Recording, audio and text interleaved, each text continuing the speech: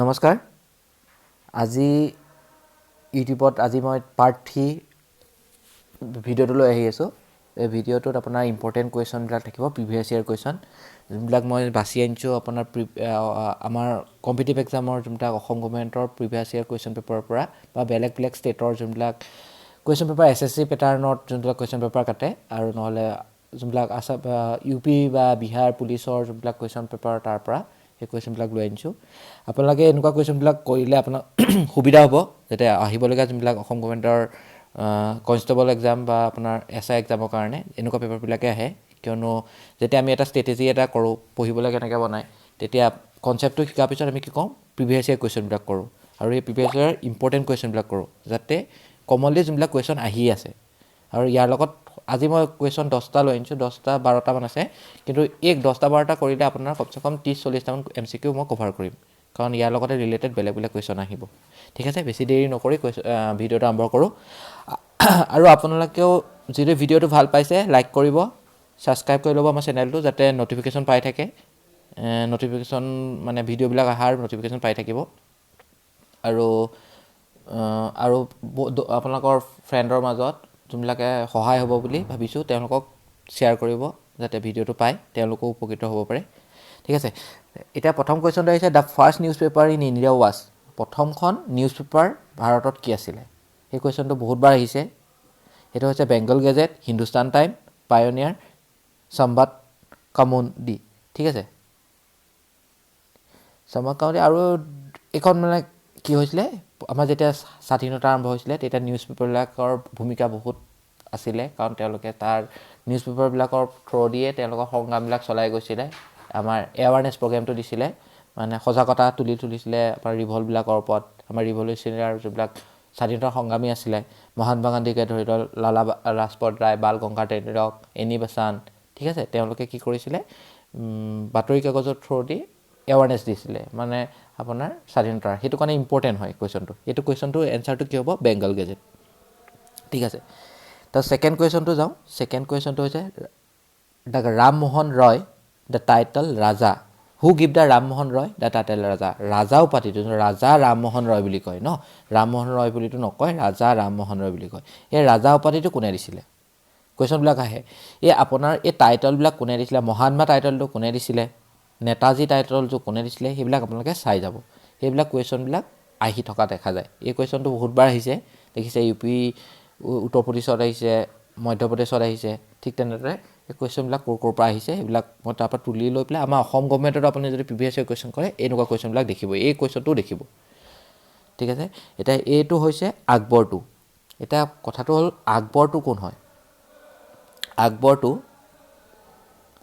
আকবৰটো হৈছে আপোনাৰ আমাৰ মোগল যোনখন মোগল ডাইনেষ্টি আছিলে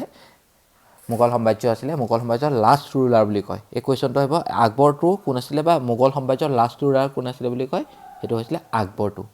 ঠিক আছে চৰি আকবৰটো নাছিলে তেওঁ মই কৈছোঁ মোগল সাম্ৰাজ্যৰ নহয় তেওঁ মোগল সাম্ৰাজ্যৰ এজন ৰুলাৰ আছিলে আকবৰটো ঠিক আছে এতিয়া মই আপোনালোকক আগতে এটা কৈছিলোঁ ভাস্ব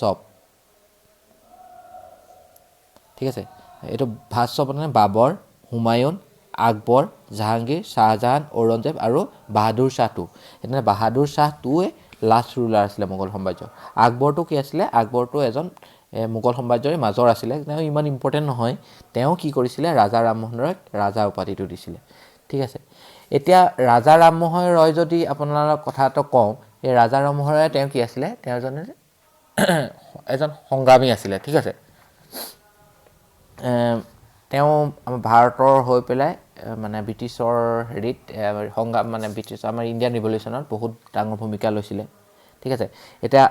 ব্ৰাহ্ম সমাজটো কোনে ফাউণ্ডেড কৰিছিলে বুলি ক'লে তেওঁ ৰাজা ৰামমোহন ৰয়ে ব্ৰাহ্ম সমাজটো ফাউণ্ডাৰ কোন আছিলে ৰাজা ৰামমোহন ৰয় আছিলে ঠিক আছে আৰু এতিয়া নেক্সট কুৱেশ্যনটোলৈ যাওঁ নেক্সট কুৱেশ্যন ব্ৰহ্ম সমাজ ৱাজ ফাউণ্ডেড ইন ব্ৰাহ্ম সমাজটো কেতিয়া ফাউণ্ড হৈছিলে ঠিক আছে এইটো হৈছিলে 1828 চনত ব্ৰাহ্ম সমাজটো ফাউণ্ডেশ্যন কেতিয়া কৈছে ৰাজা ৰামমোহন ৰায়ে কৈছিলে আৰু কেতিয়া হৈ গৈছিলে 1828 চনত ঠিক আছে এতিয়া আমাৰ চনবিলাক বহুত ইম্পৰ্টেণ্ট হয় আপোনালোকৰ চনবিলাকক মই এটা কৈ যাওঁ এই চনবিলাক আপোনালোকে যদি মনত ৰৈ যায় তেতিয়া আপোনালোকৰ বহুত সুবিধা হ'ব বুলি কওঁ ভাবিছোঁ ঠিক আছে যেনেকৈ 1885ত কি হৈছিলে 1885ত আমাৰ কংগ্ৰেছ ফৰ্মেশ্যন হৈছিলে এইটো আপোনালোক সকলোৱে জানে এতিয়া কংগ্ৰেছ প্ৰথমতে ক'ত ফৰ্মেশ্যন হৈছিলে সেইটো হৈছিলে 1885ত মুম্বাই তেতিয়া এটা মুম্বাই হয় তেতিয়া আছিলে বম্বে মুম্বাই পুৰণা নামটো কি মুম্বাই পুৰণা নামটো হৈছে বম্বে আৰু এইটো কুৱেশ্যন সোধে সেই মানে কংগ্ৰেছৰ সময়ত কেইজন মানুহে ডেলিগেট আছিলে মানে আপোনাৰ কংগ্ৰেছ ফৰ্মেশ্যন কৰোঁতে কেইজন মানুহ তাত উপস্থিত আছিলে সভাখনত সেইটো কুৱেশ্যনটো আহে সেইটো হৈছে ৭২ জন ঠিক আছে আৰু কোনখন মুম্বাইৰ কোনটো জেগাত কংগ্ৰেছ ফৰ্মেশ্যন হৈছিলে সেইটো হৈছে গোকুল দাস তেজপাল সংস্কৃত কলেজ গোকুল দাস তেজপাল সংস্কৃত কলেজত আমাৰ কংগ্ৰেছটো স্থাপন হৈছিলে ঠিক আছে তাৰপিছত আৰু সোধে কংগ্ৰেছৰ দ্বিতীয় অধিৱেশন কৰিছিলে সেইটো হৈছিলে কলকাতা তিনিখন মনত ৰাখিলে হ'ল আৰু তিনিখন নহয় একজেক্টলি ছখনমান কংগ্ৰেছৰ মই আজি এতিয়া এই ভিডিঅ'টোতে কৈ গৈছোঁ কোনকেইটা মনত ৰাখিব লাগে এটা হৈছে বম্বেটো মনত ৰাখিব 1885ত ছেকেণ্ডখন হৈছে কলকাতা 1886ত কলকাতাত হৈছিলে তাৰ থাৰ্ডখন হৈছে 1887 মাদ্ৰাছত হৈছিলে এই তিনিখন মনত ৰাখিলে 1887 মাদ্ৰাছত হোৱাখন এইটো কাৰণে ইম্পৰ্টেণ্ট কাৰণ সেইটো সময়ত প্ৰথম মুছলিম প্ৰেছিডেণ্ট আছিলে মুছলিম প্ৰেছিডেণ্টৰ কোন হয় জানেনে কমেণ্ট ছেকশ্যনত কমেণ্ট কৰি ক'বচোন মুছলিম প্ৰেছিডেণ্ট কংগ্ৰেছৰ কোন হয় ঠিক আছে তাৰপিছত আৰু আপোনাৰ কি কোনটো ইম্পৰ্টেণ্ট হয় 1907টো 1907টো সেইটো কাৰণে ইম্পৰ্টেণ্ট হয় কাৰণ সেইটোত চুৰাট স্প্লিট হৈছিলে চুৰাট স্প্লিট মানে কি হয় চুৰাটত সেইটো ডিভাজন হৈছিলে কাৰ মাজত ডিভাজন হৈছিলে এক্সট্ৰিমিষ্ট আৰু মডাৰেটৰ মাজত এক্সট্ৰিমিষ্ট মানে হৈছে আপোনাৰ সেইটো সময়ত কংগ্ৰেছ দুটা ভাগত ভাগ কৰি গৈছিলে মানে এক্সট্ৰিমিষ্টত আছিলে লালা ৰাজপথ ৰায় বিপিন চন্দ্ৰ পাল হয়নে সেইকেইজন আছিলে আৰু মডাৰেটত আছিলে আপোনাৰ বেলেগ বেলেগ ধৰণৰ মানুহবিলাক যেনেকৈ আমাৰ আপোনাৰ জৱাহৰলাল নেহৰু মতিলাল নেহৰুৰ পৰা আৰম্ভ কৰি তেনেকুৱা লিডাৰবিলাক আছিলে ঠিক আছে বাদৰুদ্দিন ত্যাবজী এইবিলাক আপোনাৰ মডাৰেট আছিলে তেওঁলোকে মডাৰেটবিলাকে কি বিলিভ কৰিছিলে যে আমি অহিংসাৰে স্বাধীনতা আগবঢ়াই নিওঁ আৰু এক্সট্ৰিমিষ্টবিলাকে ভাবিছিলে যে নহয় আমি কি কৰোঁ আমি হাতত মানে অহিংসা নহয় হিংসা কৰোঁ হিংসা বুলি একজেক্টলি ৱৰ্ড নহয় তেওঁলোকে ৰিভল্ট কৰিবলৈ আৰম্ভ কৰিছিলে যেনেকৈ কাকৰি ডকাইতি কাণ্ড হৈছিলে বা তেনেকুৱা আপোনাৰ ভগত সিংহত আছিলে ভগত সিংহত ক'ৰ ফালৰ আছিলে এক্সট্ৰিমিষ্ট ফালৰ যে ব্ৰিটিছৰ আগত লাঠিয়ে লাঠি ভাঙোঁ সেইটো টাইপত আছিলে আৰু মডাৰেটবিলাকে আছিলে নহয় আমি আন্দোলন কৰোঁ শান্তিপূৰ্ণভাৱে আন্দোলন কৰোঁ সেইটো মাজত ডিভাইড সেইটো কাৰণে মই কুৱেশ্যনটো কি আছিলে 1907ত চুৰাট স্প্লিট হৈছিলে সেইটো ইম্পৰ্টেণ্ট হয় ঠিক আছে তাৰপিছত আৰু এটা ইম্পৰ্টেণ্ট হয় 1929ত সেইটো হৈছে লাহোৰত হৈছিলে মনত ৰাখিব লাহোৰত কংগ্ৰেছ ছেশ্যনখন কেলৈ হৈছিলে ইম্পৰ্টেণ্টটো লাহোৰত এইটো কাৰণে ইম্পৰ্টেণ্ট হৈছিলে লাহোৰত 29টো সেইটো সময়ত আপোনাৰ তাত পূৰ্ণ স্বৰাজ ডিক্লেয়াৰ কৰিছিলে মানে পূৰ্ণ স্বৰাজ কোনটো ছেশ্যনত কংগ্ৰেছৰ কোনটো ছেশ্যনত পূৰ্ণ স্বৰাজ ডিক্লেয়াৰ কৰা হৈছিলে বুলি ক'লে 1929ত হৈছিলে সেইটো সময়ত তাৰ প্ৰেছিডেণ্ট কোন আছিলে জৱাহৰলাল নেহৰু ঠিক আছে জৱাহৰলাল নেহৰু তাৰপিছত আৰু আহিলে আৰু ইম্পৰ্টেণ্ট চাবলৈ গ'লে তেনেকুৱা আছে দুটা তিনিটা মানে 1925টো হয় অলপ ইম্পৰ্টেণ্ট 1925টো কেলৈ ইম্পৰ্টেণ্ট হয় তাত কানপুৰত ছেশ্যন হৈছিলে তাত প্ৰথম কি হৈছিলে আমাৰ সৰোজিনী নাইডু ঠিক আছে সৰোজিনী নাইডু প্ৰেছিডেণ্ট হৈছিলে তেওঁ কি হৈছিলে ফাৰ্ষ্ট ইণ্ডিয়ান ওমেন প্ৰেছিডেণ্ট মই ৱৰ্ডটো কৈছোঁ ফাৰ্ষ্ট ইণ্ডিয়ান এই ৱৰ্ডটো ইণ্ডিয়ান ওমেন প্ৰেছিডেণ্ট বুলি ক'লে সৰোজিনী নাইডু পৰে কিন্তু ফাৰ্ষ্ট ওমেন প্ৰেছিডেণ্ট মনত ৰাখিব কনফিউজ হ'ব পাৰে ফাৰ্ষ্ট ওমেন প্ৰেছিডেণ্ট বুলি ক'লে কোন পৰিব এনি বেচেণ্ট পৰিব ঠিক আছে এনি বেচেণ্টটো কিমান চনত হৈছিলে মই কৈ যাম এনি বেচেণ্ট হৈছিলে আপোনাৰ 1917ত হৈছিলে কোনটো কলকাতাতে হৈছিলে কলকাতা ছেশ্যনত 1917ত Annie Besant first woman president woman আৰু সৰোজিনী নাইডু কি হৈছিলে ফাৰ্ষ্ট ইণ্ডিয়ান ওমেন প্ৰেছিডেণ্ট ঠিক আছে এইকেইটা আমি মনত ৰাখিলে হ'ব তাৰপিছত আমি নেক্সট কুৱেশ্যনলৈ যাওঁ the success of theosophical society in India was mainly due to কি হৈছিলে এইটো হৈছিলে এনি বেচেণ্টৰ কাৰণে ঠিক আছে তাৰপিছত পিছৰ কুৱেশ্যনটো আহোঁ the Indian national Congress was establish by কোনে এষ্টাব্লিছ কৰিছিলে এনে ইণ্ডিয়ান নেশ্যনেল কংগ্ৰেছৰ মই অলৰেডি ক'লোৱে সেইটো হৈছিলে AUM কিমান চনত হৈছিলে 1885ত প্ৰথম প্ৰেচিডেণ্ট কোন আছিলে ক'ব পাৰিবনে কমেণ্ট ছেকশ্যনত কমেণ্ট কৰি ক'বচোন প্ৰথম ভাৰতৰ 1885ৰ প্ৰথম প্ৰেচিডেণ্ট কোন আছিলে আৰু আপোনালোকে সেইটো চালে কংগ্ৰেছৰ পৰা সিমানেই চাব লাগে আপোনাৰ ছেশ্যন মেইন ছেশ্যনকেইখন চাওক ক'ত কি হৈছিলে কেতিয়া চুৰজ স্প্লিট হৈছিলে গান্ধীয়ে এইটো ইম্পৰ্টেণ্ট হয় গান্ধী এবাৰে প্ৰেচিডেণ্ট হৈছিলে কংগ্ৰেছৰ সেইটো কোনটো ছেশ্যনত হৈছিলে সেইটো ক'ব পাৰিবনে সেইটো হৈছে 1924 বেলগাম প্ৰেচিডেণ্ট লিখি লৈছোঁ বেলগামত 1924ত গান্ধীজী এবাৰে প্ৰেচিডেণ্ট হৈছিলে প্ৰথমবাৰৰ কাৰণে প্ৰেচিডেণ্ট হৈছিলে ঠিক আছে বেলগাম ছেশ্যনত আৰু প্ৰথমতে ফৰ্মেশ্যন কোনে কৈছিলে AUM ঠিক আছে ইনিবেশ্যন কি আছিলে ওমেন প্ৰেচিডেণ্ট আৰু ইণ্ডিয়ান প্ৰেচিডেণ্ট কোন আছিলে ইণ্ডিয়ান ওমেন প্ৰেচিডেণ্ট কোন আছিলে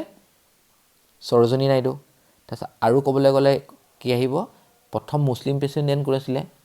সেইটো আছে বদৰুদ্দিন তিয়াবজী ন মই এইটো এনচাৰটো কৈয়ে দিলোঁ আপোনালোকক কৈছিলোঁ কমেণ্ট ছেকশ্যনত বাৰু এতিয়া মোক এইটো ক'ব প্ৰথম নেশ্যনেল কংগ্ৰেছৰ প্ৰথম প্ৰেচিডেণ্ট কোন আছিলে তাৰপিছত নেক্সট কুৱেশ্যন ৰাখোঁ who was the first lady president of Indian national Congress সেইটো একেটাই lady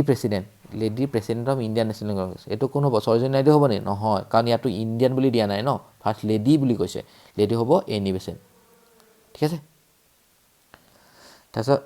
Ganapati festival Maharashtra was started by Ganapati ফেষ্টিভেলবিলাক ইম্পৰ্টেণ্ট হয় সেইটো সময়ত স্বাধীনতা সংগ্ৰামৰ কাৰণে ফেষ্টিভেলবিলাক যোনবিলাক ফেষ্টিভেল পাতিছিলে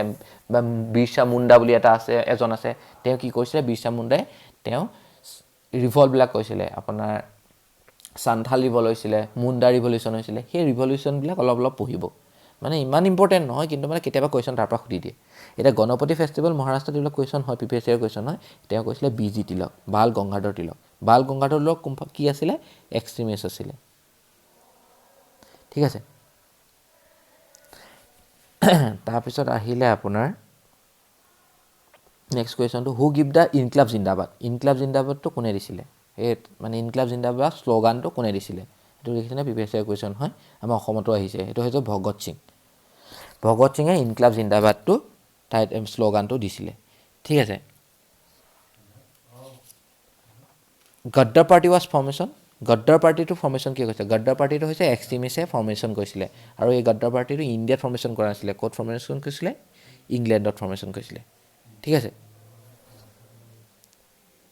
split of Surat in Indian national Congress was held in Surat স্প্লিটটো কেতিয়া হৈছিলে মই অলৰেডি কৈয়ে গ'লোঁ 1907ত চুৰাট স্প্লিটটো হৈছিলে ঠিক আছে আৰু 1905 কি হৈছিলে এইটো বেংগল পাৰ্টিশ্যন হৈছিলে কাৰ ভাইচৰয় কাৰ্ডেমৰ দিন হৈছিলে লৰ্ড কাৰ্জনৰ টাইমত বেংগল পাৰ্টিশ্যন হৈছিলে আৰু বেংগল পাৰ্টিশ্যনৰ এগেইনষ্টত কি হৈছিলে আপোনাৰ স্বদেশী মুভমেণ্টটো আৰম্ভ হৈছিলে ঠিক আছে এতিয়া মই আপোনাক আৰু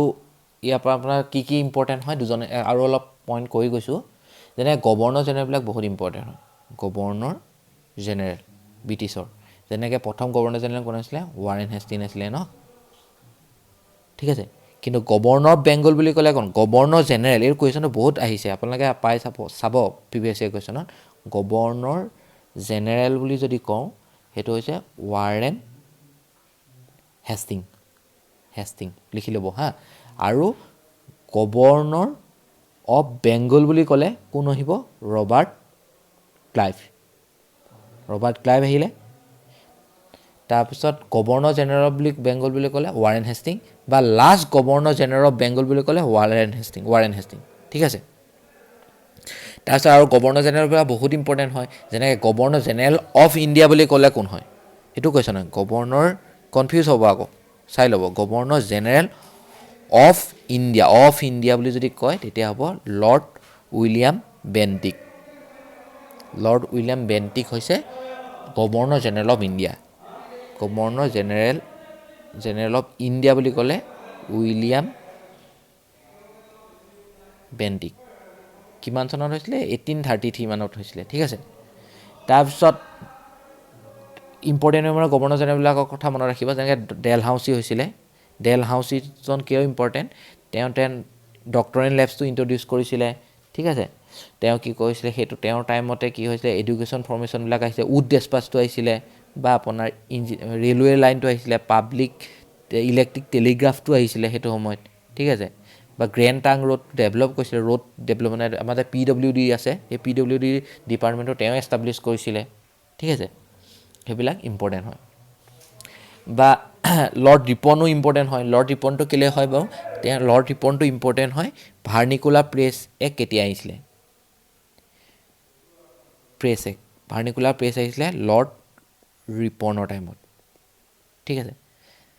তাৰপিছত লৰ্ড কাৰ্জনটো গম পালে আপোনাৰ কি হৈছিলে তাৰপিছত আৰু আপোনাৰ তেনেকৈ চাবলৈ গ'লে আমাৰ লাষ্ট গভৰ্ণৰ জেনেৰেলটো কি আছিলে last governor general of India the last governor general of free India বুলি ক'লে শ্ৰী ৰাজা গোপালচাৰী হয়নে কিন্তু the first governor general of free India বুলি ক'লে the first governor general of free India the last নহয় first governor general of free India বুলি ক'লে সেইটো হ'ব লৰ্ড মাউণ্ট বেটেন ঠিক আছে সেইটো লিখি ল'ব আজিলৈ ইমানেই হওক যদি আপোনালোকে ভাবে যে গভৰ্ণৰ জেনেৰেলবিলাকৰ ওপৰত এটা ভিডিঅ' আনিব লাগে মই কমেণ্ট ছেকশ্যন কৰি ক'ব তেওঁ তাৰ পৰা মই ভালকৈ ডিটেইলছকৈ আজিতো থুলমূলকৈ ক'লোঁ তেতিয়া মই ভালকৈ কৈ দিব পাৰিম আৰু যদি ভিডিঅ'টো ভাল পাইছে আৰু এনেকুৱা কুৱেশ্যন আনচাৰ যদি আপোনাৰ প্ৰিভিয়াছ ইয়েৰ কুৱেশ্যন আনচাৰ বাছি আপোনালোকৰ মাজত আনি থাকিব লাগে চেনেলটো ছাবস্ক্ৰাইব কৰি ল'ব আৰু কমেণ্ট ছেকশ্যনত কমেণ্ট কৰি ক'ব যে ভিডিঅ'টো কেনেকুৱা পালে আজিলৈ ইমানতে ধন্যবাদ